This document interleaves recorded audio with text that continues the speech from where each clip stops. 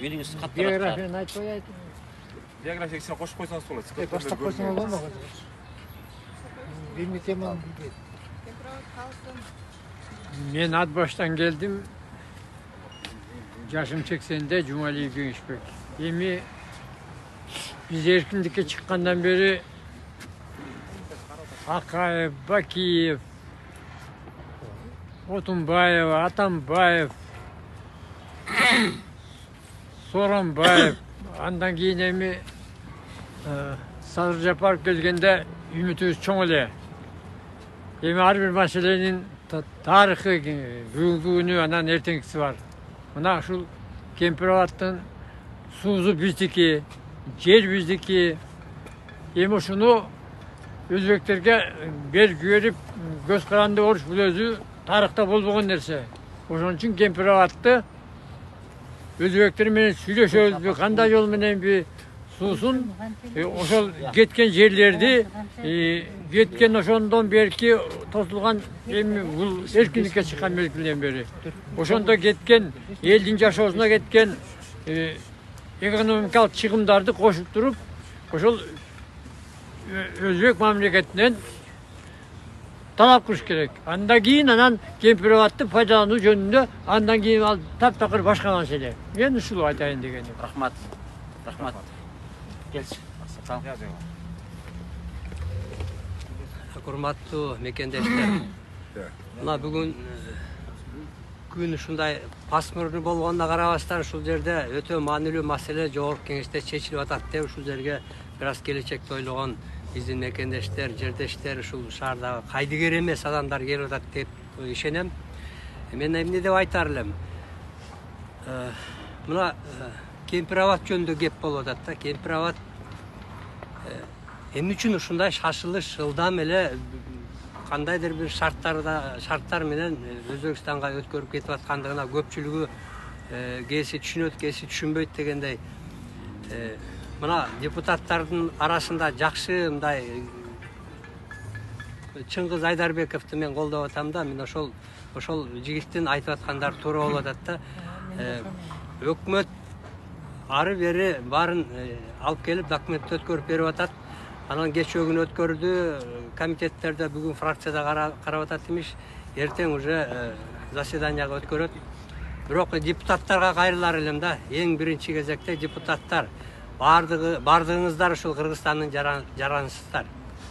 Бардыгыңыздар ушул жерде небере чөбөрө ушул жерде жашайбыз деп ата тегибизден келаткан адамдарданбыз. Силер башка жактан келген эмессиңер. Ошон үчүн ушул чечимди кабыл алганга чейин бир аз тереңирээк ойлонуп, ушу келечекти карагылачы деп суранаар элем да.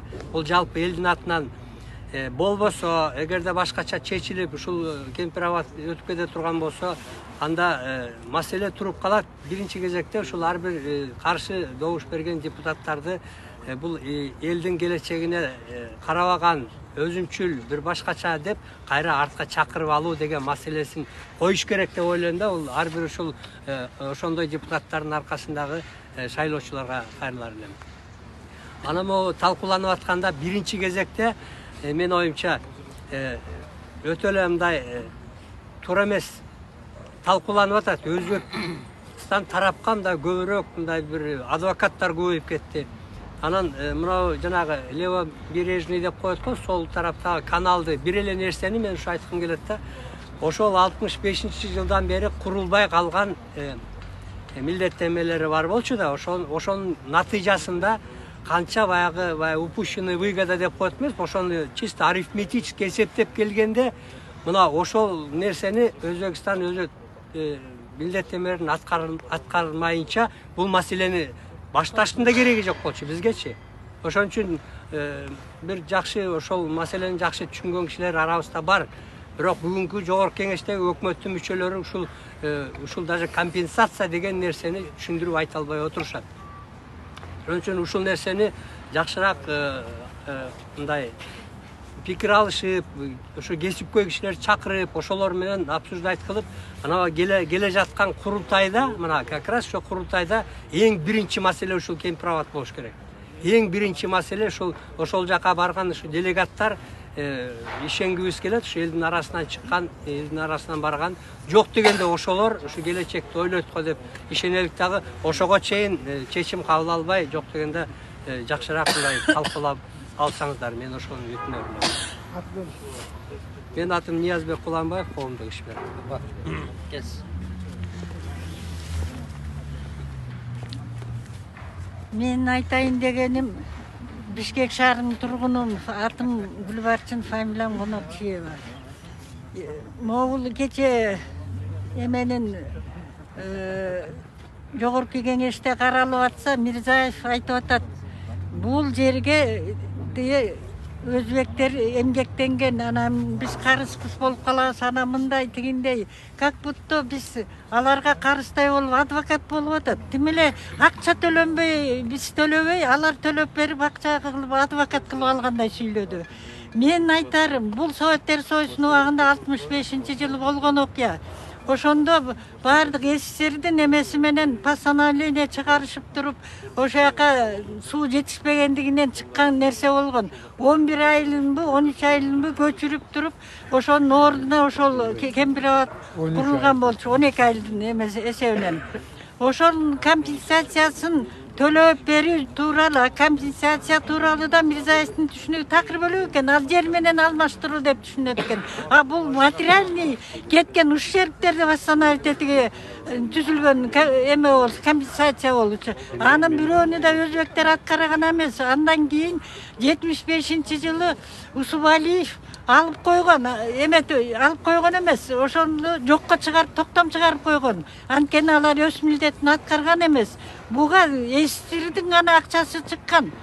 СССР Москванын акчасы чыккан. Өзбектердин акчасы чыккан эмес. Ортодогу Москвада чогулган акчадан турган нерсе болгон.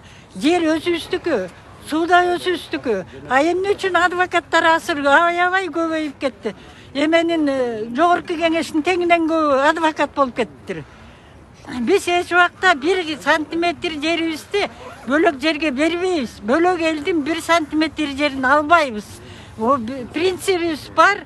Өлөбүзбү, кырылабызбы, биз баарына туруп беребиз. Простой элдер көнүп калган, ашка жүргөнгө, жетишпей жашаганга көнүп калганбыз. Бирок биз жерибизди бирөөгө бергенге көнө албайбыз. Ава келсин. Ассаламу алейкум, урматтуу кыргыз элим. Мен Аксай районунун Коштоо айылынан болом. Атым Акматов Биримкул. Мен азыр жалпы кыргыз элине кайрылам да. Урматтуу кыргыз элим, кайдыгер болбогула.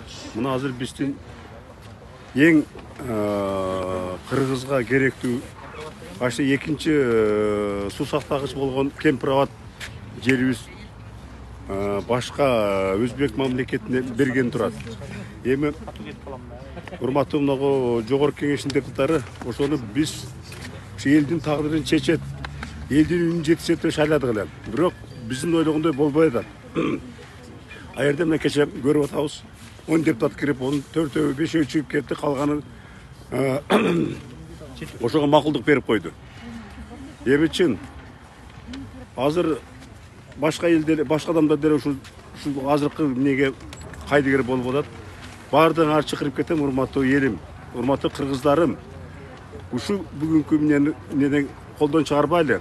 Эрте ушу Кемпирабадты сактап калыш керекпиз. Ушул мен айтарым. Рахмат. Ава. Келсин. Урматтуу туугандар, мен бул жерде азыр кайрылуу. Өзүмдү тааныштыра кетсем, атым Жанар, фамилиям Апиев. Мен бул жерде Камчыбек Ташиевке кайрылып кетким келет. Урматтуу Камчыбек Кыдыршаевич, силер бийликке келгенге чейин, 1 сантиметр жер бербейбиз. 1 чымчым кум бербейбиз деп келгенсиңер. Эмне Кемпирабадты берип жатасыңар? Урматтуу Камчыбек Кыдыршаевич, ушу сөзүңөрдөн кайттыңар го. Ошондо бир адам айтты эле мага. Мен сизди мактап, кичине кошуп, бир 3-4 мешок un алып барып жүрсөңөр 2010-жылы өзбектерди мактап жүрүпмүн. Камчыбек Кыдыршаевич алып барып 2 КАМАЗ un түшүрүп берди. Мондай кылды да, мондай жардам деп. Эми баягы кинодо деле батыр адамды китеп окусаң деле өлтүргүң келбей, баягы мындай кооптуу нерсе болсо мактай берет, ошо кооптуу ошондой бир какой-то мешок ундарды түшүрүп берсеңиз, мен 2 КАМАЗ ун түшүрүп берди деп өтө мынтип кошуп ташып мактап жүргөм мен сиздичи, мактап. Сиз менен чогуу отуруп чай дагы ичкенбиз. Билесиз, мени жакшы тааныйсыз. Бирок азыр силер өтө катуу кетип калдыңар. Кайтышыңар керек. Мен педагогмун, жакшы билесиз. Педагог болгондон кийин педагогиканын 6-7 түрүн, психологиянын 6-7 түрү, как психолог катары да айтам. Азыр силер билбей атасыңар. Мына биздин жашыбыз 50дөн өтүп калды. Мына бизде азыр кемпирабатты бербешиңер. Өзгөн районунун Мырзеке айылынан болгон. 1 жылдыкта 62-чи училищада Куршапта окугам. Кемпирабаттын суусуна барып, киринип, абасын жутуп, суусун ичип чоңойгон балдарыбыз биз. Ошо армияга чейин 1 жылдыкта окуп кеткенбиз. Ошон үчүн мен ичим күйүп атат. Кемпирабатты бербешиңер керек. Силер ойлоп атышыңар мүмкүн, азыркы бийлик. Ойлоп атышыңар мүмкүн. Үзөңгү кушту бербиришти го. Каркыраны бербиришти го, эмне болуптур? Аганы көрүп ине өсөт болуп, силер азыр айтып ойлоп атышыңар мүмкүн. Биз үзөңгү куш менен каркыраны берди, биз деле кемпирабатты берсек эмне болуптур деп. Бирок ойлонуп көргүлө. Мен силердин бир туугандарым мага деле кеңеш берчү, какой-то бир ишти неправильно алып кетип атсам кеңешчү, эмне кылайын десем, бир туугандарым айтчу, момундай болсо туура эмес болуп калат деп. Бир туугандарыңыз катары мен кеңеш берип кетейин. Сизге дагы, Садыр Жапаровго дагы. Кеңешти бериш керек. Же кеңешчилериңер дагы начар. Жакып элде иштеген ошо саясатта азыр Жакып элиңерде жүргөн ошо 1-2, 3, 4, 10 лицо деп коет, силерден кийинки бир 10 лицо адамдарды. Жакшы адамдар жок, силерге күйбөйт. Эртең келип силер бийлик алмашкандан бийлик баары алмашат. Алмашпай койбойт. Түбөлүк отура албайсыңар ал жердечи. Бул закон ченемдүү нерсе. Ошондо эмне кылат? Биринчи болуп Атамбаевди деле эмне болуп сатып кетишти. Ошондо силерди сатат. Жаныңарда жүргөн ошо 1-чи, 2-чи, 3-чү, 4-чү, 5-чи ушул эле лицолор.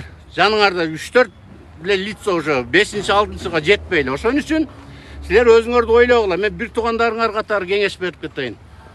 Үзөңгү куш каркыраны берсе, анын айырмасы эл ал жайлоо. Элдин муктаждыгы жок. Мына азыр үзөңгү куш каркыра жайлоосу жок эле эл жашап атат. Бул кемпирабат деп коет. Эртең курукчулук башталат. Бул бассейн алдыргандан кийин кемпирабат. Биз эч жерден суу ала албай калабыз. Өзбекстандын бийлигинин бул куу саясатын көрүп жатасыңар. 400 жылга жетпеген таза суу пресный абада ичиле турган. Дарыялардагы, булактардагы, мөңгүлөрдөгү суулар пресный абада. Ошол болгон 400 жылга жетпеген суу калды. Ошол бул булар азаматтар экен. Акылдарында бар, ошону билген үчүн жанталаш үчүн алып калайлы. Эртең бүт бассейн алып по кругу, по периметру тозгондон кийин биз ушу левый берег менен кеткен, бул жагы Ошко, Кара суу, андан Араван, Мокат, Кадамжайга чейин баягы Өзбекстан договорго, келишимге турбай койгон жакман. Эртең суу курукчулук башталса 5-10 жыл суу алабыз да. Ошону суу ала албай калсын үчүн, булар эмне кылып атат? Өзбекстан тосуп койгон атат. Эртең барсаң атат. Ит аткан не атат? 1-2 адам барсаң. Войска менен барсак, войска менен чыгарат. Алар дагы чыгат. Бизге караганда алар күчтүү. Согуш башталат. Ошон үчүн тем более биз билебиз, алардын калкы дагы көп, армиясы дагы күчтүү. Ошон үчүн азыртан токтотуп калгыла деп айтмакчымын. Урматтуу Камчыбек Кыдыршаев, шуну эске алыңыздар. Мен өзүм физикмин, жакшы билесиңер. Альберт Эйнштейн 21-кылымдын улуу физиги деген атка ээ болгон. Ошол фотондорду күндөн түшүп келе жаткан фотон жарык агымы кандай болуш керек дегенде со стороны изилдеп дагы көргөн, изилдөө эксперимент. Со стороны чеке жактан туруп алып дагы изилдөө жүргүзгөн. Бул жактан туруп, силер өзүңөрдүн эле чөйрөңөргө кирип алдыңар. Резиденцияда отурасыңар, ак үйдө отурасыңар. Болду, со стороны адамдар турган жөнөкөй карапайым калктан со стороны мындай жөнөкөй адамдардын көз карашы менен карабай жатасыңар. Эл бышылып жетилди.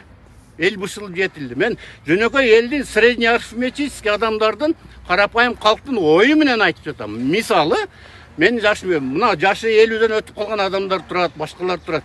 Бизди кемпирабат үчүн атып таштасаңар дагы, азыр атып таштасаңар, өлтүрүп таштасаңар, биз барбыз, даярбыз биз ошогочу. Ошого даярбыз. Бирок шуну ойлоп койгула, Камчыбек Кыдыршаев, акылдуу эле жансыз, мен билем. Сиз акылдуу эле жансыз. Бирок сиз азыр ошо айтып атпайм, со стороны карабай жатса, Альберт Эйнштейнге окшопчу, мындай со стороны бул бир чекеден туруп карабай жатасыз да. Эл бышылып жетилип калды. Просто уюшулбай жатат. Азыр эгер эл көтөрүлүп кетчү болсо, бийлигиңер үчүн өтө кооптуу абал түзүлөт. Ушуну бир эске алып коюңуздар. Мен коркутканым жок. Өзүңөрдүн бир туугандарыңар, жакшы эң күйгөн акылдуу советниктериңер болсо, кандай совет бер ошону айтып атам. Өзүңөргө коркунуч жаратып жатасыңар. Ошон үчүн кемпир-абадты калтырып койгула, кемпир-абадты. Айтып атпаймынбы, үзөңгү куш менен каркырасы жок эл жашай берет. А эртең 5-10 жылдан кийин ачарчылык болуп, суу курукчулук, адамдар суу жок, курукчулуктан өлүп жатса, эгин-тегин сугара албай ачкаччылыктан, ачарчылыктан өлүп жатса, мал жаныбарлар кырылып жатса, элдер жоңгой койт силерди. Силер ойлоп атсаңар мүмкүн, Акай Бакиев качып кетти, биз ошондой болуп качып кетебиз деп жатсаңар мүмкүн, качып кетебиз деп. Туура, качып кетесиңер. Кармай албай калышы мүмкүн, ошо жаңы бийлик алмашкан башка. Бирок эл аябай катуу талап кылса, ошо келген жаңы бийликтен ушунчалык аябай сонун жол менен баягы Муаммар Каддафи өзүнүн душмандарын таптырып келчү экен. Дүйнөнүн кайсы бурчунан ошентип таптырып келет силерди. Ушул жагын ойлоп койгула, кооптуу жагын. Рахмат. Өтө бир чоң неме бир от менен ойноп атасыңар да, ошон үчүн кемпир-абадты бербегиле.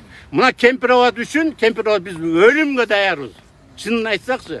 Коркпо. Эми бул мен мага окшогондор канча?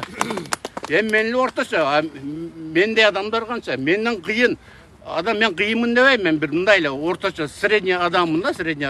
А башкалар көбөйүп, азыр чыкканга даяр тургандар бар. Эртең уюштуруу иштерин уюштуруп чыкса эл, эртең бул жерге 30 миң, 40 миң адам чыкса, айлаңарды таппай каласыңар, Камчыбек Кыдыршаевич. Мен силерге ошо бир туугандарыңар катары эле айтып жатам азыр бийликтегилергечи. Ошон үчүн ойлоңгула. Эл топтолуп турат, мына бизге окшоп зорго чыдабай турганда, эртең уюштуруу эле чыкса, эртең 30 миң, 40 миң адам чыгат. Кемпир-абадты токтоткула, ойношпогула. Бул жерде чоң нерселер, чоң сырлар жатат. Ушул кемпир-абадтын айынан силер бийлигиңерден кол жуйсуңар. Мен буга 100% гарантия берем. Кемпир-абадты бердиңер, силер кетесиңер бийликтен. Сөзсүз кетесиңер. Берилбесин. Кемпир-абад берилбесин. Кемпир-абад берилбесин. Кемпир-абад берилбесин. Кемпир-абад кетти. Той тургула. Кемпир-абад кетти дегенче силер бийлигиңерден кол жуйсуңар. Ушуну бир билип көзүңөрдү ачып койгула. Мен силерге өзүңөрдүн бир туугандарыңар кандай күйүп айтса деле бир туугандарыңа айтасың го, силер өзүңөргө деле айтаттыр. Кой, муну чатак иш, кийин закон алдында жооп берип каласың, камалып кетесиң деп бири-бирибизге айтабыз го, бир туугандар. Кой, мунаң жаман, жооп берип каласың. Мен ошентип айтып коем силерге. Жооп берип каласыңар, бербегиле кемпир-абад. А суулуу жерди бербегиле, курук жеринен курук жер алмашса ал башка, суу бул өмүр деп ко. Сууну кемпир-абадты бербегиле. Өзбекстан ошончолук курук жерге ашык болсо, курук жерине курук жер бергиле. А суулуу жерди бербесеңер кемпир, суулуу жер алгыла. Эртең курук жеринин кереги жок. Эл кырылып калат эртең. Эми кымбаттуу кыргыз элим, мына сыноонун жеткен чекитине жетип келдик окшойт. Могу жерде мына бул Садыр, Камчы экөө тең классташымсың, атаңды отурайындар, теңсиңер менен. Силер ушундай ишти силер кылып атканга мен жаным чыдабай турат. Керек болсо мен болгон Кыргызстан 68-дер жыйнап кетип митинг кылам. Жана калган Буштагы дарбазадан аттап түшөм керек болсо. Болбойт мындай. Силерге караганда Мирзиёевке кайрылганым артыкпы деп ойлонайм. Ким? Мирамон Мирзиёев. Бул экөөнө караганда кичине билимдүүсүң го айналайын. Отказ кылып койчу, элди кургуйга салбай. Туура, арткы жагы жаман болот. Өзбек элине да, кыргыз элине да. жаман болот. Кургак жерге алмаш. Суу жерге тийишпегиниң. Эртең эле өзбек менен кыргыз соода кылса, кимиси өзүнүн баасын алат, билесиз да. Өзбек эч убакта бир тыйын да жедирбейт. Кыргыз алданы уттуруп коюшу мүмкүн. Бул жерден ошондой эле болот. Токтотуңуз муну. Ошо суранып кетем, кыргыз эли мына барган сайын азайып атасыңар, бирок жанын башын сайгандар келип атат. Эч нерседен коркпогондор бул жерде. Ошон үчүн кайрылып кетерим, кыймылдап кой. Мен өзүм көлдөн болсом дагы ушул кемпир-абадты атайын өз көзүмен көрөйүнчү деп өткөн курултайга барып көрүп келдим. Ошо көргөндөн бери түн уйку жок менде. Ушундай жер кетип атсаң да же качып кетейинсиң, Россияга барасың, аягыңда болбой калды. Же биякта жашай албайм, эмне деген эме? Өзбек өзгөн Ош областы анклавда калган турат. Туура. Жер кетсе өзбектер зымды тартат, эртең ташыйып 100 жыл турчудай сүйлөбөгүлө. Садыр. Силер кетерсиңер, силер кетелек деле тартат бул. bir күндө көрүлөт. Ошол кыргыз элим кемпирабад берилбесин.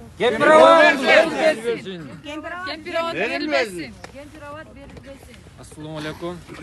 Men o'sha O'zgon rayonining Kempirovodga suv saqtag'achga yaqin joylashgan ayildan bo'laman. Men oyog'ida yaxshi bilaman al yerni. Al yer shunday qo'z yer. Mening ko'z qarashimda al yer, men o'sgan yer men uchun beyish. Al yerning ketishini men qarışımın. Men ile emas, mening ayildoshlarim dag'in qarashi. Bugungi chechim bu eng tura emas chechim. Bu kechagi Navul Jog'orqi kengashda o'sha Kempirovod ketsin deb özünün golosunu bergenler, bular enesini satkanlar, jerini satkanlar. Bulardı hiç keçirmeyt Kırgız eli. Sebep Kempirovod su saqtag'ычында şunda kum bar tuğanlar. Ol Oş oblasını kamsız kılıp turat uşul күндө. Kempirovoddan başka biz Oş oblası kaysıl жерден kum alabız, kaysıl kuruluşlar болады. Keyin ne toprak menen üs alıp şuağızды kayaktan kılabız. Biz kum menen şuayız. Üy oşo kum menen turat, kirpiçler kum menen urulat. Başka bizde anday жоқ. Kempirovod su saqtag'ычында күнүнө 200 gamazdan kum çıgat. Men oşo karьердин жанында жашаймын, Орто Арык деген айылдан. Егер менин сөзүм жалган болсо, азыр бат эле билип алсаңыздар болот. Ушул күндө Ош областында 10 миңден 15 миңге чейин кум сатылып аткандыгы бул анык. Кум төрдөн көп булдун пайдасы. Бул түгөнгүс байлык. Кемпироводдун куму.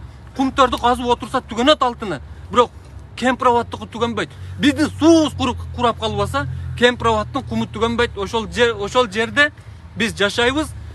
Biz karapayım el oşol жерден biz kum жүктөп, taş жүктөп, biz күн кечиребиz.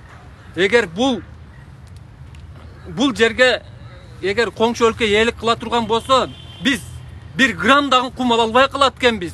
900 горизонт дегени biz кум алып аткан карьерден көп эле бери жылып кетти. Булар четинде калды деген сөз, бизге четинде место калды деген сөз. Мен ошол жердин жашоочусумун. Кимиси мен менен барса, мен көрсөтөм 900 горизонт кайерге чейин келет экен дагы. Bizge qanday faydası var ekendigini.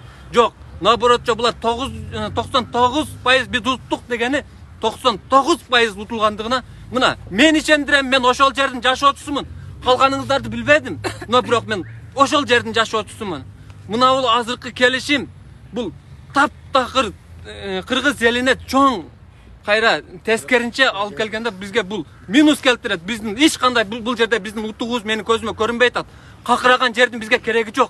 Bizge oşol ol жерден 4 daryadan su agıp turgan bolsa 2 daryası koşulup, bir Yassız daryası olup koyulat. Ekinci Kara darya koyulat.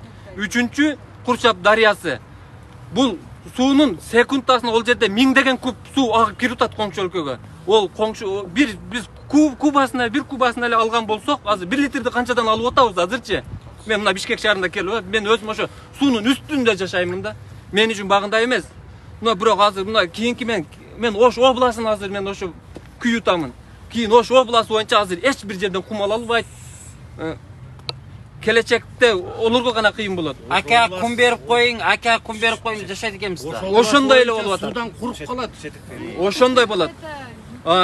Мисалы үчүн мына мен Ош обласы боло турган болсом, Кемпировод ошо жүрөгүм да. Ушу менин жүрөгүм алып кое турган болсо, менин калган органым иштейби?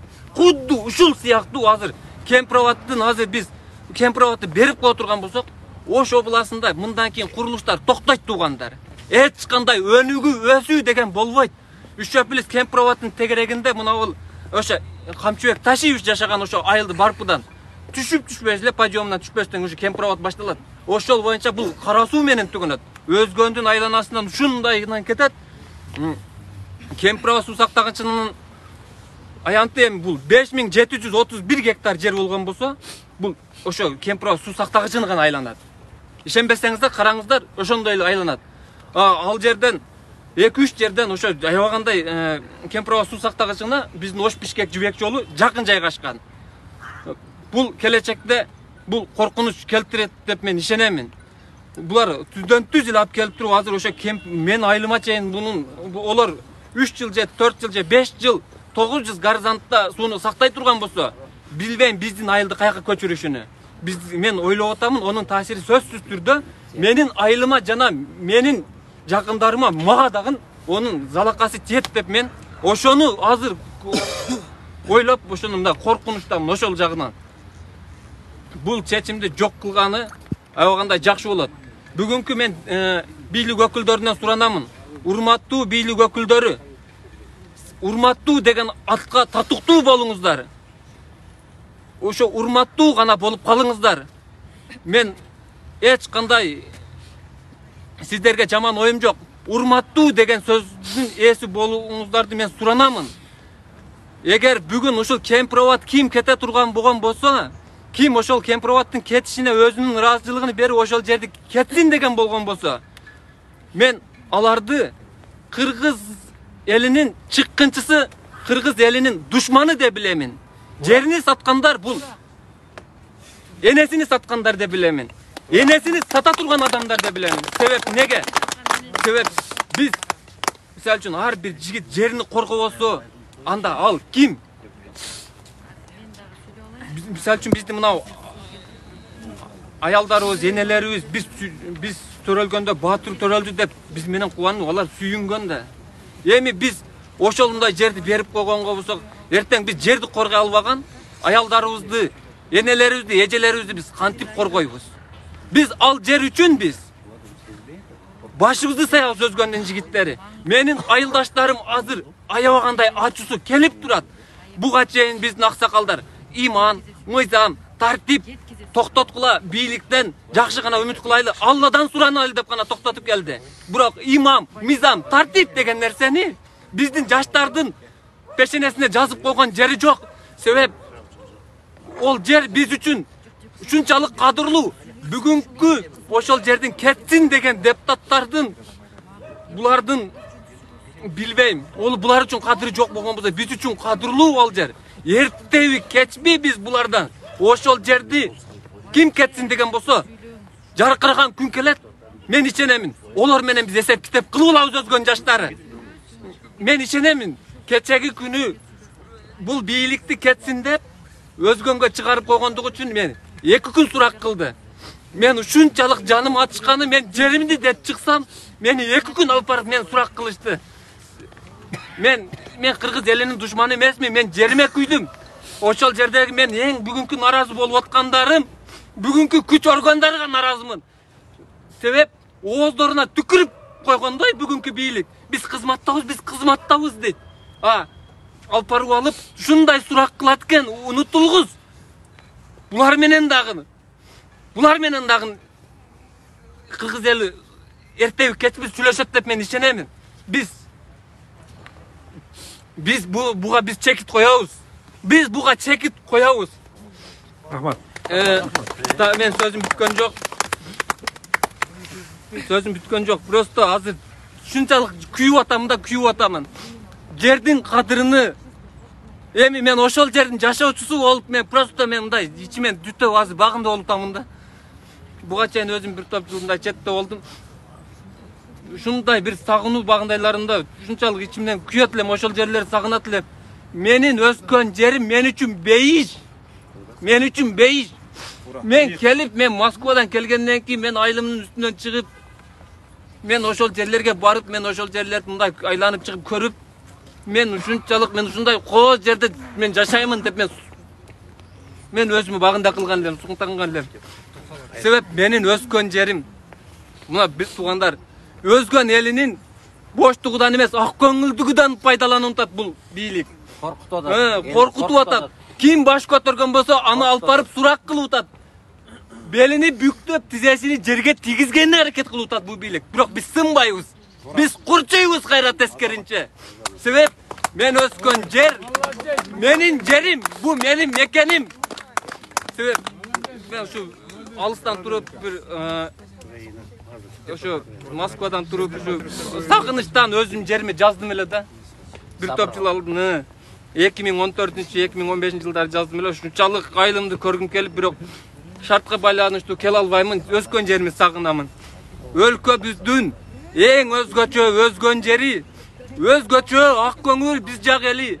Өзүм мен бөтөн жерде жүрсөм дагы өзгөнгө теңебеймин. Өзгө жерди өзүм мен өзгө жерде жүрөмүн. Өзүмдүн өскөн жерим сүйөмүн.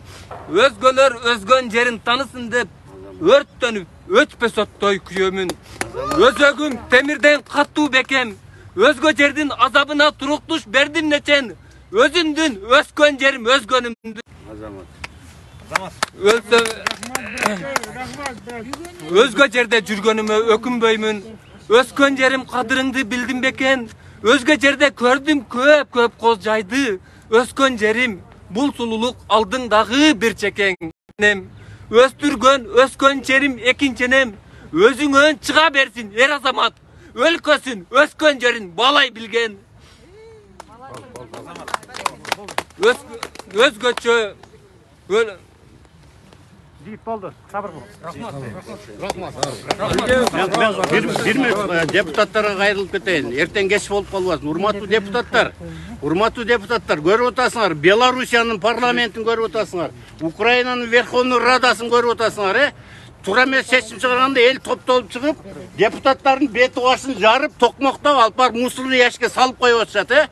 Эртең силер неме кылбагыла? Бул үзөңгү куш менен каркыра берилгенде депутаттар жүрөт го деп. Андай эмес. Бул жерде эл эртең курукчулуктан силердин дагы бети башыңарды жарып, Белоруссия менен Украинанын депутаттардын бети башын мусорный ящикке ташып, силер да мусорный ящикке таштайт. Ошо өзгөнүн эли мэрден болуп ачкадан калган. Ошон үчүн көзүңөрдү ачып, кол койбогула.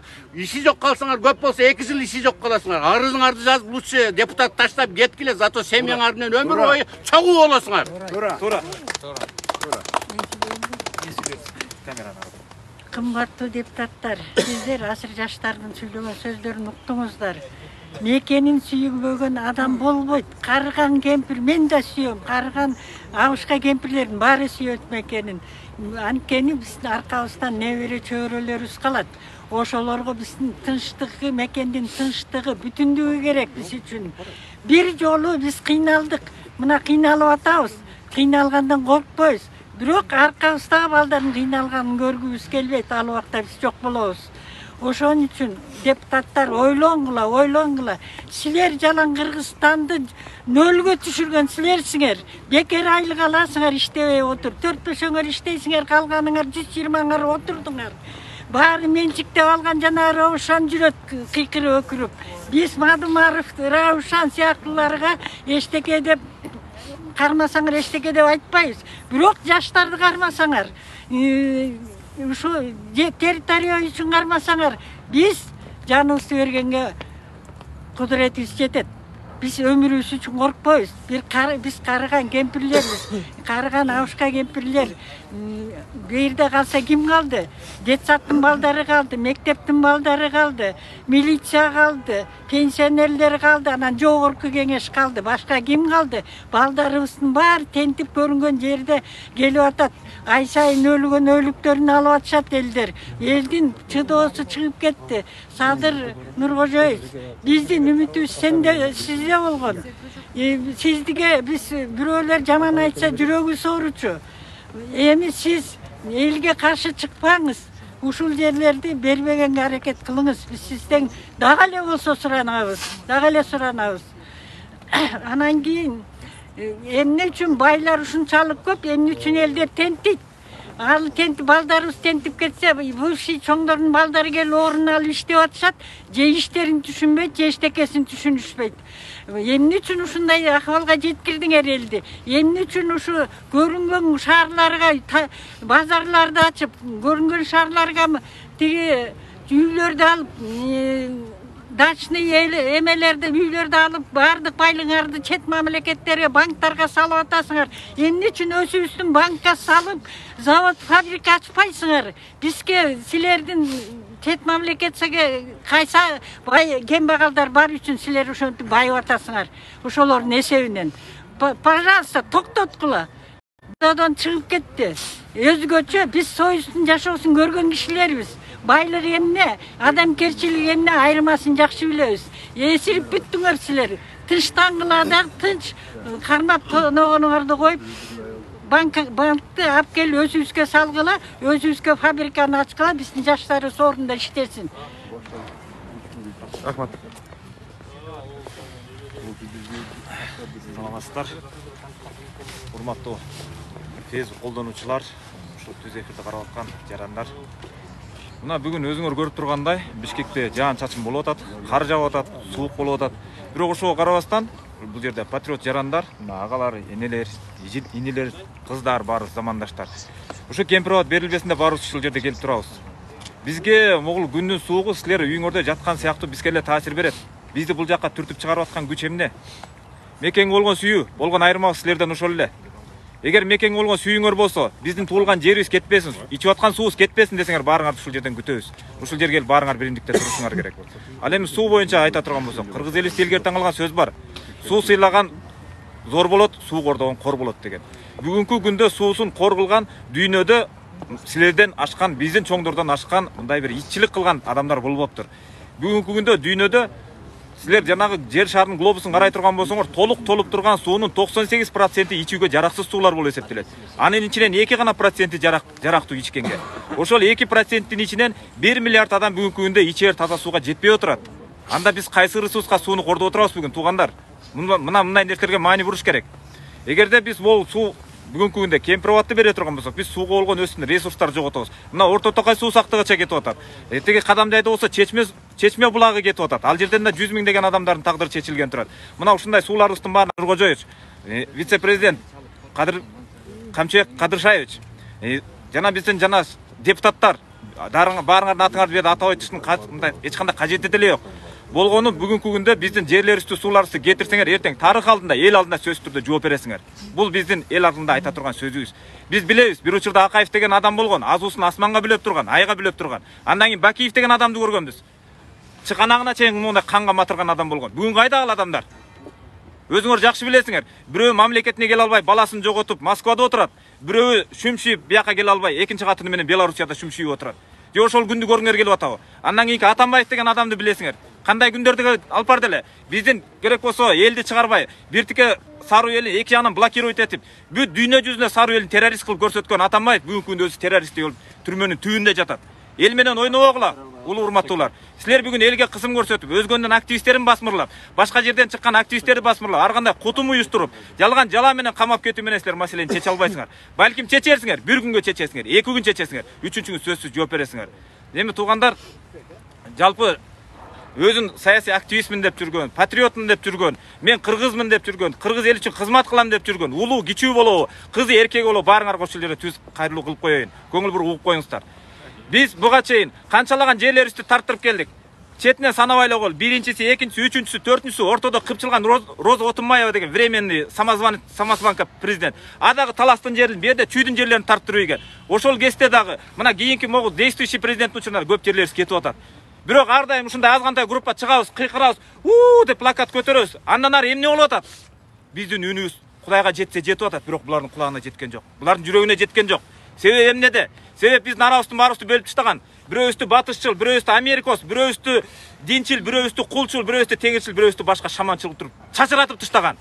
Аныбыз келгенсиз, ушул жерде жүргөн азгантай активисттер эле калдык. Ошолордун арасынан келип алып туруп, ар кимибиздин аркабыздан мындай уткаларды кой берип атат, грубо айтканда. Бул органга иштейт, тиги партияга иштейт, бул болсо өзүнчө тиги батыштын акчасына иштейт, тиги болсо тиги Кытайдын акчасына иштейт деп. Ошентип арабызды ыдыратып отуруп бүгүнкү күндө баягы разделяй властвуй деген система менен баарыбызды разделять этип таштады. Башыбыз бирикпей калды. Башыбыз бирикпегендиктен мына бүгүндө мына Кемпирабадты жоготуп атабыз. Эгер ушинтип дагы бири-бирибизден күмөн санап, бири-бирибизге ылым санабай бөлүнүп жарылып жүрө бере турган болсок, Кемпирабад эрунда туугандар. Бул жүрүштө биз Кыргызстанды жоготобуз. Туура түшүнүп койгула. Бул жүрүш эмес. Жигит болуп бири-бирибиздин аркабыздан суу куйган бул жигитчилик эмес. Орой сөз үчүн кечирип койгула. Бул 3 тамга эле барбар сөз болот. Өтө жаман деңгээлге түшүп кеттик. Койбойлу ушундайды. Биз бүгүнкү күндө биздин улут үчүн эмне керек? Биздин улут үчүн улуттук биримдик керек. Партиясында жыйыштыралык туугандар. Мындай бир багытында жыйыштыралык. Кыргыз элим деген, ушу кыргыз мамлекет үчүн кызмат кылам деген, улуусу, кичүүсү, карысу, жашы, эркек ургачысы баары ушул жерге келип бир туудун алдына гана чогулуш керек. Ал кыргыз мамлекеттин туусу болуш керек. Кыргыз элим деген гана түшүнүк болуш керек. Буга чейин миңдеген жылдардык тарыхыбызды айтып сыймыктанабыз. Конечно, сыймыктанышка баарыбыздын укугубуз бар. Манас атабызды айтабыз, Бакай атабызды айтабыз, Кошой атабызды айтабыз, кийинки Эр Тайлакты айтабыз, кийинки баатырлардын баарын айтабыз, сыймыктанабыз, төш кагабыз. Бирок бүгүнкү күндө биз өзүбүз ким болуп атабыз? Улуу элдин урпактары биз ким болуп атабыз? Жок болуп баратабыз. Көздү чоң ачалы. Саясий идеология жок деп коебуз. Саясий идея жок деп коебуз. Бирок саясий идеяны, идеологияны бизге Кытай жазып бербейт, Америка жазып бербейт, орус жазып бербейт. саясий идеяны мына бизге окшогон, силерге окшогон жаштар, жүрөгү таза, жүрөгү менен күйгөн, чындап жүрөгү менен күйгөн жаштар бар ушул жерде туруп өзүбүз жазышыбыз керек. Биз оны ар бир саясатчыны ээрчип жүрүп, ар кимибиз көрүнгөн тупикке барып такалдык. Биз ээрчиген бир кездеги саясатчылар бүгүн көрүп атасыңар. Туш тарапка качкан аскерге бири түрмөдө, бири сыртта, бири бүгүн камалып, бири кече камалып дегендей. Бирок ошолордун баары аркасынан татыктуу поколение, татыктуу коомду, татыктуу бир группаны тарбиялап келип чоңойттубу? Эч кимди чоңойткон жок. Алар өздөрү чоңоюп детип жетип атасманга чейин жетип күп деп кулады. Ошо кулап калган күнгө чейин аркасынан тарбиялап бир кызды, бир баланы мындай бир улуттук маселени көтөрө турган, идеяны көтөрө турган эч кимди аркасынан тарбиялап көтөрүп келген жок. Мына бизде бүгүнкү күндө улуттук кризистин болуп турганы мына ушундан. Орустарда бар баягы. Кызматта деле союз учурунда кызматкер адамдар өздөрүнүн номенклатурасына жараша аркасынан адамдарды дайындап койчу. Ал адамдарды өздөрү ошо кызматтан 5 жыл, 10 жыл кете турган мезгилге чейин татыктуу деңгээлде такшалтып келип туруп, анан акырын ордуна башкаларды жылдырып келип, мамлекет аксабай акырын жылып кете берген. А бүгүнкү күндө эч кандай правопреемственность жок. Саясий лидер деп бирөөнү койдуңарбы? Ал өзүн өлбөс хан сезип алат. Ал фараон сезип ошол жерде өлбөстөй болуп отурат. Ал партиянын башынан кулаган күндө партиядан да дайын жок. Демек муну эмнеге айтып атам туугандар? Бул система, партиялык система жана башка бизге сырттан таңууланган системалар кыргыз элин бүгүнкү күндө раздробить этип жок кыла турган жерге бардык. Биз бул жолдон артка кайтышыбыз керек. Бул система бүгүнкү күндө күнөө бизге баарыбызды аксатып аткан баарынын күнөөсү системада. Бул системаны биз өзгөртүп, биз жаңыча өзүбүздүн баалуулуктарды, өзүбүздүн ата бабадан алган салттуулук жолдору менен баарын айкалыштырып, заманбап технология, заманбап мыйзамдар менен айкалыштырып туруп жаңы жол табалык туугандар. Ал эми Кемпир-Абад боюнча өзүнчө да кыскача тема айтып өтөйүн. Кемпир-Абад маселеси туугандар. Бул эми мактангандык эмес, баарыңыздар ушул жерде отургандар.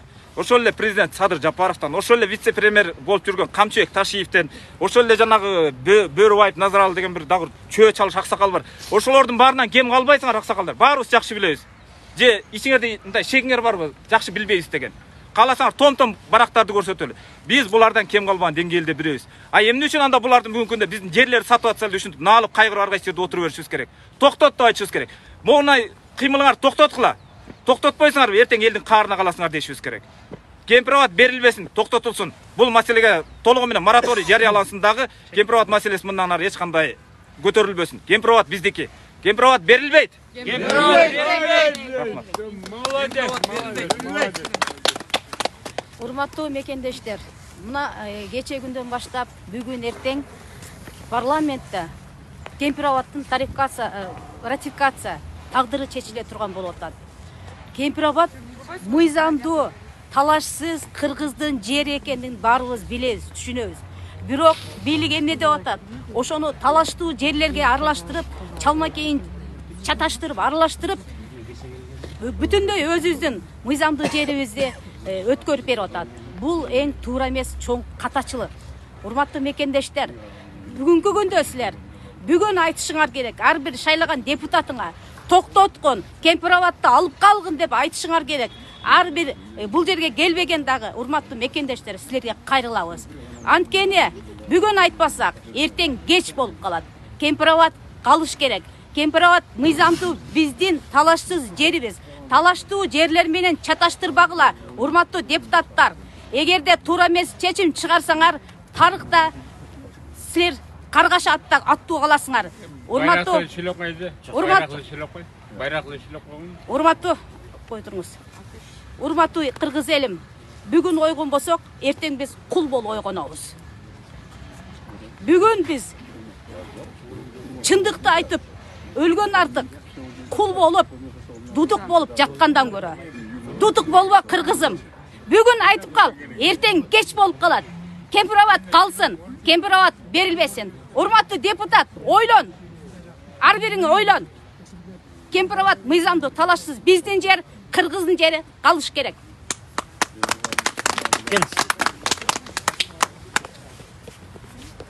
Мен негизи саламатсыңар мекендештер. Мен негизи ушу митингдерге чыкканды жаман көрчү элем. Бирок ушу кайдыгерлик карап жүрөгүм чыдабай койду. Ушуга чыгыш керек болду. Анткени менин мекеним, менин суум кетип атат. Андан тышкары айтат элем, жанагы Кемпир-Абадтагы сууга биздин 4 дарыя куюлат экен. Силер Кемпир-Абадты жанагы бассейн менен жерин суусун сатып атасыңар. Эми сатканда ал бассейнда биздин 4 дарыя аларга куя турбайбы? Эми баягыдай эле биз кайра эле ошол Өзбекстанга иштеп беребизби? Алардыкы бассейн экен, жери алардыкы экен. Анда бизден кетип аткан 4 дарыя куюп аткан суу кайра эле ошол куюп өмүр бою ошолорго менчигине. Анда 4 дарыяныкка куюлган мөңгүлөрдү да сатып ийдикпи. Силер ошолорго жооп бергилечи. Андан тышкары биздин конституцияда, водный кодексте жазылып туруптур. Кыргызстандын суусу сатылбайт жана белекке берилбейт деп, суусу жана жери деп. Ошол конституцияны, ошол мыйзамды эмнеге колдонбойсуңар? Андан тышкары айтып кетип элем, биздин улуу урматтуу Зулушев Курманкул агай, андан ары дагы бир 5-6 депутат бар экен. Силер ошол жерден, ошол Кемпир-Абадтын суусун ичиптирсиңер, ошол жерден бала чагыңар өтүптүр, ошол жерден балык кармап куруп жептирсиңер, малыңар сугарылыптыр, өзүңөр тойтуңар болгон ошол жерди силер кантип азыр кайсы жүрөгүңөр менен ошону берип жатасыңар? Мен лично Кемпир-Абадта бир да жолу болгон эмесмин. Мен Ошко да барган эмесмин. Бирок менин мекеним кетип атканына менин жүрөгүм чыдабай, мен тамаман кийинчерээк күндөрү тамак өтпөй калды. Мен мекениңди бергенче жаныңды бер деп коет. Билесиз да, билесиңер да. Андан тышкары айтып кетет элем, ошол депутаттар азыр Кемпир-Абадты ратификациядан өтпөй калыш үчүн сиздердин колуңуздарда. Ошо силер мекенчи башка депутаттардан дагы өзгөндүк депутаттар ошол силер кол коюп бербей койсоңор, ратификациядан өткөзбөй койсоңор, биздин ошол Кемпир-Абадты сактап калат элек да. Биз силерден ошо суранып кетет элек. Рахмат сиздерге. Менин атым Эдер Болгонбаев. Мен бул Кемпир-Абад маселеси боюнча эмне өзүмдүн оюмду айтайын деп чечтим да. Азыркы келишим боюнча бир гана Кемпир-Абад эмес, жалпы санынан 4 суу объектиси каралып жатыптыр да. Кемпир-Абад, Орто Токой жана да 2 бөлөк суу объектилеричи. Бул негизи эле ушундай чоң татаал маселелер каралып атканда ачык айкын каралыш керек деп эсептейм да. Азыркы күндө коомчулуктан элден жашырылган жабык талкуулоо болуп, жада калса профилдик комитетке дагы толук документтер берилбей жатканы көп күмөндөрдү жаратат. Мындай болбош керек. Биздин коом, биздин эл ачык саясатты жакшы көрөт. Өлкө башчылары мына 2 жыл мурун силер революциянын жолу менен келдиңер эле. Мен да ошол революционерлердин арасында болгом. Бирок силерден биз ошол мекенибизди бүтүнчүлүгүн, системаны, чирип кеткен системаны өзгөрткүзгүн деп алып келдик эле го, ошого биз колдоп бердик эле го. Азыр эмне болуп атат? Мына 2 жылдан ашты. Ошондо элдин кызыкчылыгы үчүн до конца балабыз деп айтпадык беле. Азыр эмне болуп атабыз? Башын көтөргөн эл дегендердин баарын эмне кылып атасыңар? Бул туура эмес. Эгерде эл менен болсоңор, биз силер менен кошо бир багыттабыз дегенбиз. Багытыңар кайда кетип баратат? Эл менен келдиңер, эл менен калышыңар керек болчу. Азыр элдин үнүн уккуңар келбей жатат. Кыргыздарды сындырыш мүмкүн эмес. Кыргыз ийилет, кыргыз бирок сынбайт. Кыргыз анткени жүрөгүндө мекен деп согот. Ар бирөөсүнүн жүрөгүбүздө мекен деген. Мекен үчүн биз жан бергенге даярбыз. Антпесе биз кыргыз эмеспиз. Кыргыз ак сүйлөгөн, кыргыз мекеним деген. Кыргыз ак үчүн жанын берген.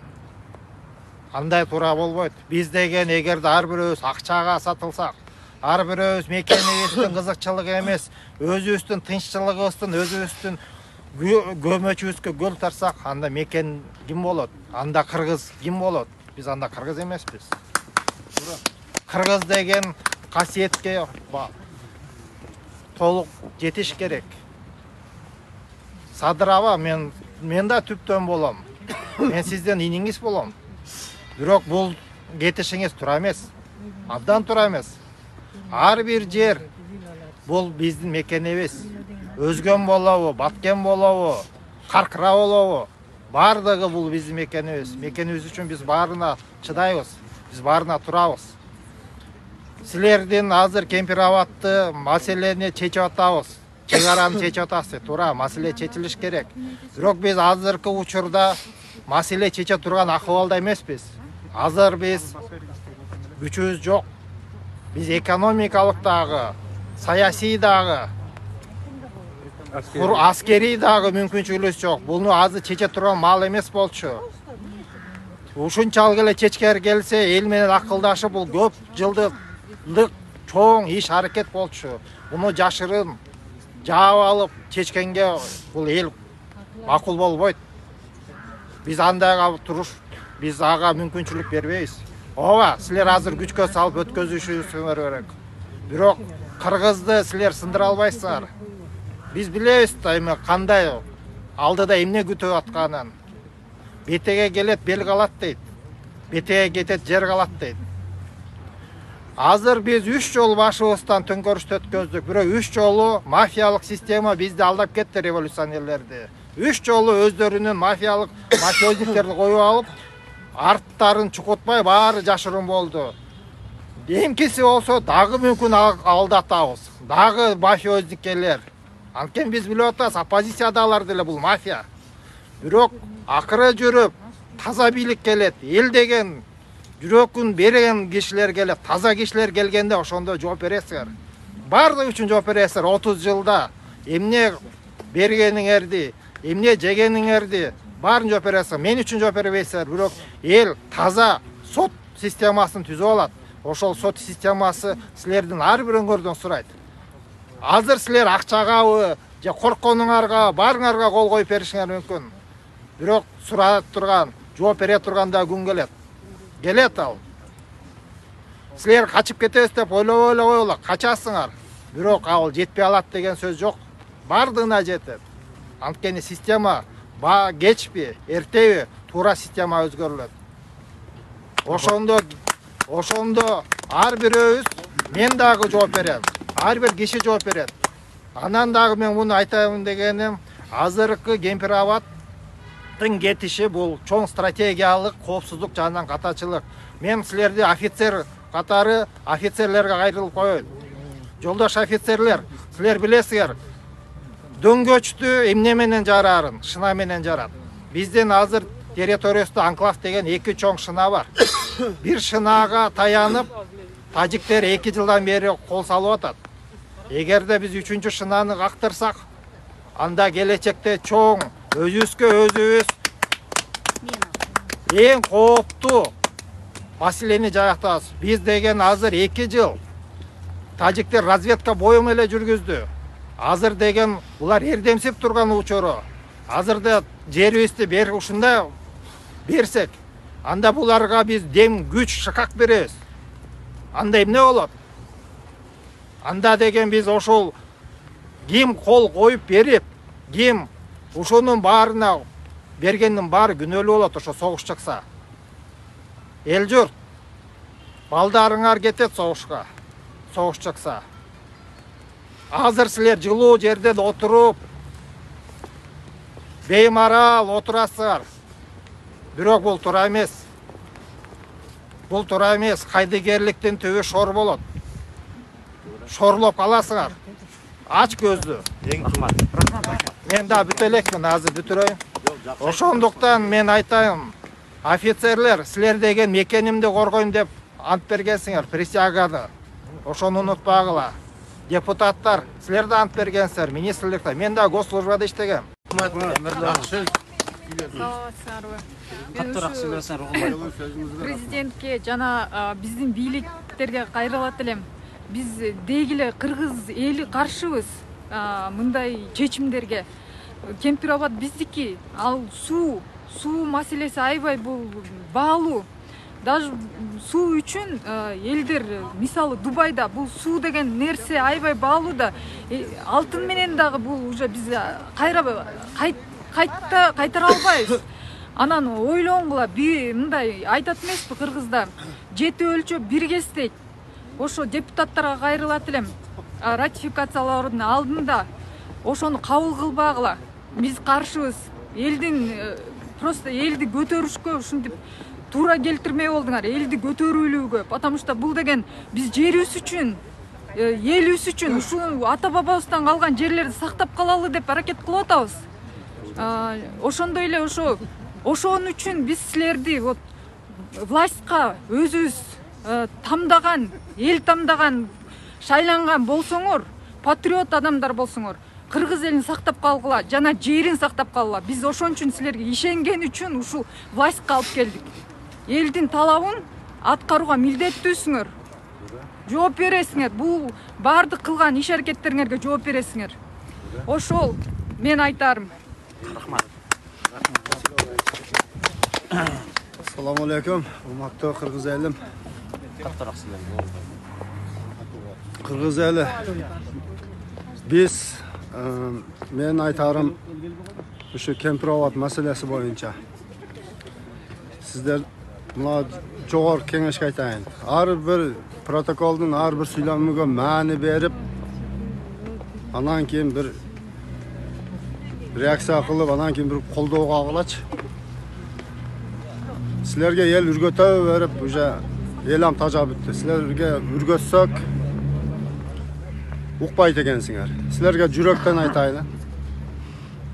Bu protokol o'zi bo'g'ir narsa-da. Kelajakda bir cho'ng bir anqlavni olib kela turganday bir jamon bir cho'ng bir bombani jaratib turadi bu protokol.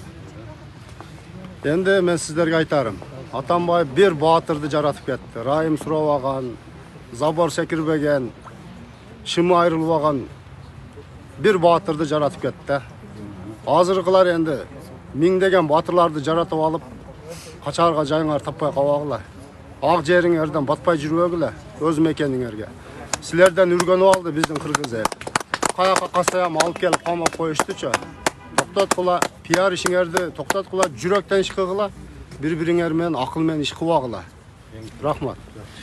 Урматтуу эл журт, урматтуу калайкак, 16 ноябрь 2022 жыл Кыргызстандын келечегине кайдыгер карабаган жарандар, мына карга карабастан, күндүн суугуна карабастан келип берди.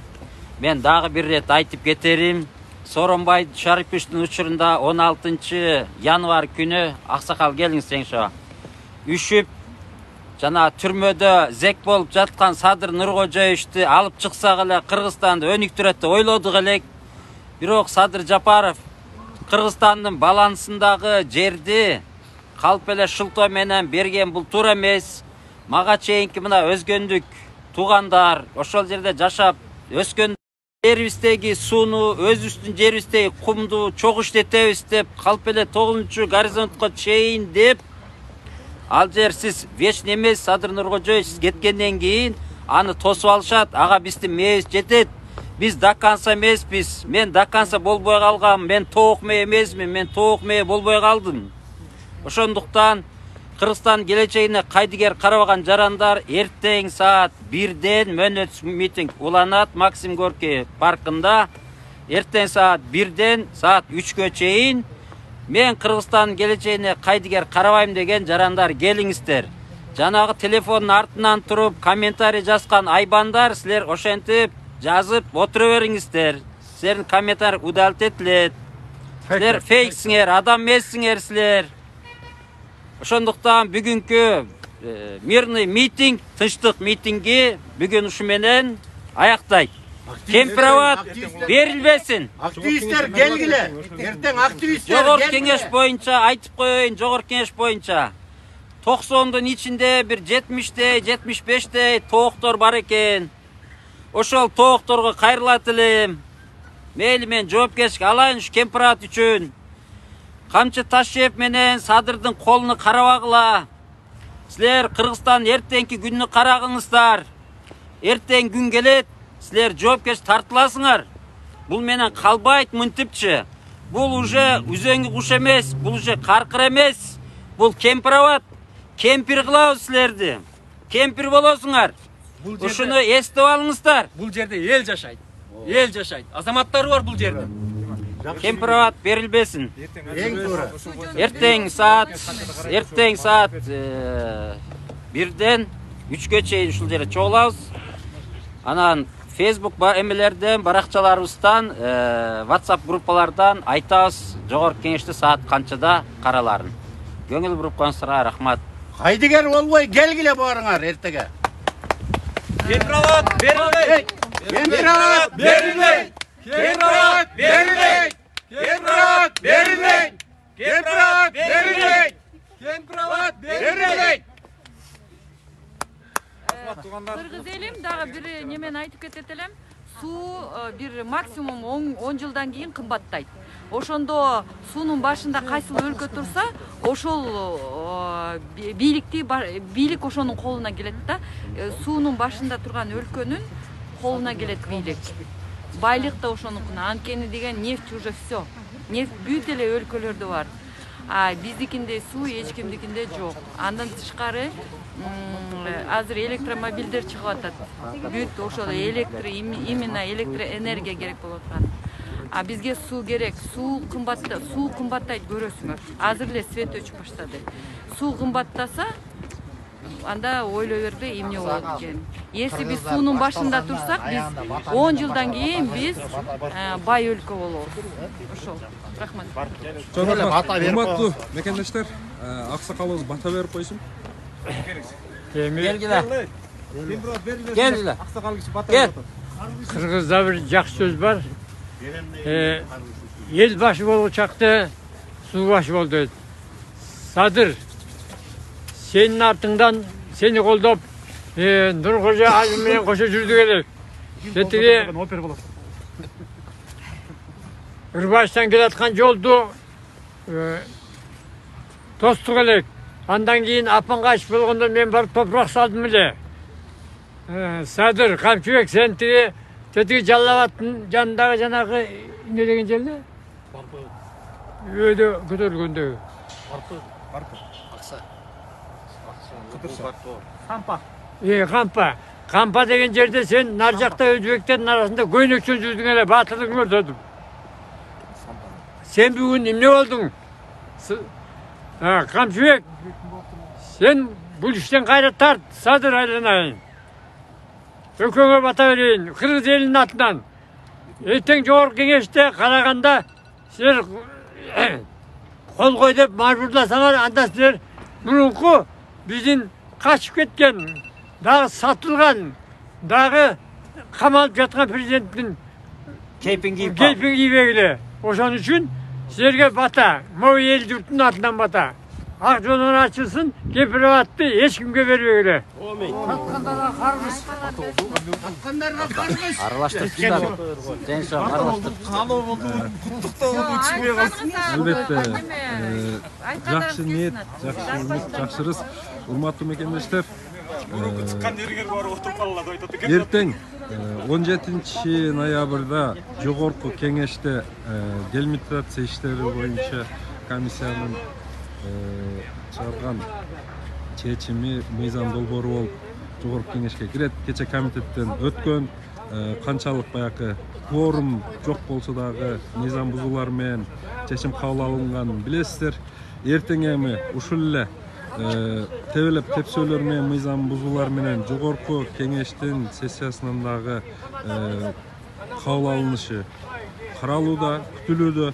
Ошондуктан ким эгер ушул Кемпироват суу сактагычыбызды өлкөбүздүн стратегиялык объектисин мамлекетибиздин келечеги болгон бир бөлүкчөсүн Өзбекстанга берип коюуга наразы болгондор болсо, ушул жерде кече күндөн бери мөөнөтсүз митинг уланууда, саат 1-ге деп чакырышты. Келиңиздер бирге өз жарандык укугубуздан пайдаланып, ошол депутаттарыбыздан, бийлик төбөлөрүбүздөн талап кылалы. Кемпироват Кыргыздын жери жөн эле жер эмес бул. Суусу, асманы, Кемпирабад Кыргызстандын келечеги.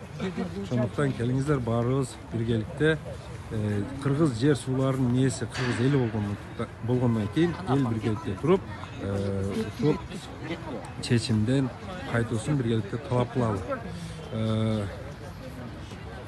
Кезектеги эфирлерибизден же болбосо келип калсаңыздар ушул жерден жайынан жүз көрүшкөнчө барыңыздар, бар болуңуздар. Аллахка аманат.